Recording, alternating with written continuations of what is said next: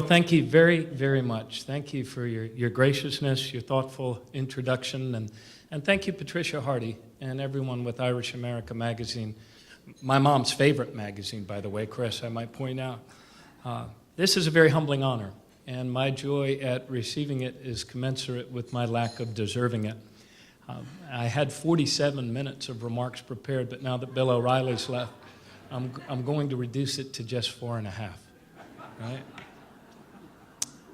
On the walls of Bronze Age tombs throughout Ireland appear over and over again the words which epitomize the Celtic ideal: handsome, generous, and brave. And these words might well describe many of your distinguished honorees today, people like Pat Ryan and Christine Keneally, and all of the others, and people especially like Officer Stephen MacDonald and his courageous and loving family. His father's sword he is girded on, Connor.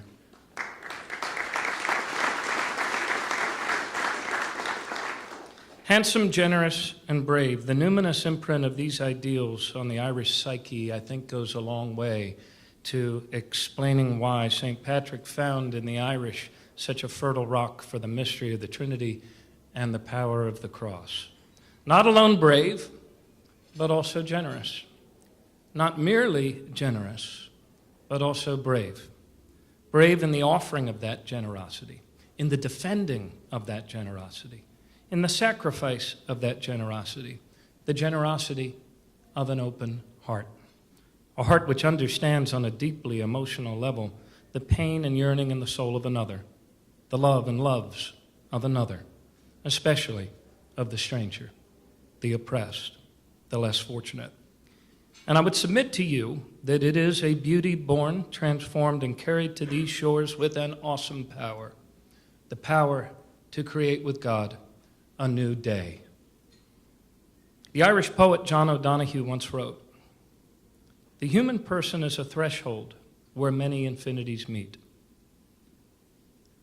We carry with us centuries of struggle, interwoven with a yearning for justice and a caring for others, which has always been at the heart of what we stand for. What we stand for as Americans, and it's what we stand for as people of Irish descent.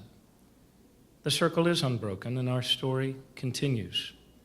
For that Celtic ideal, the threeness of bravery and beauty and generosity has urgent work to do in this great country and on this one small earth that we share.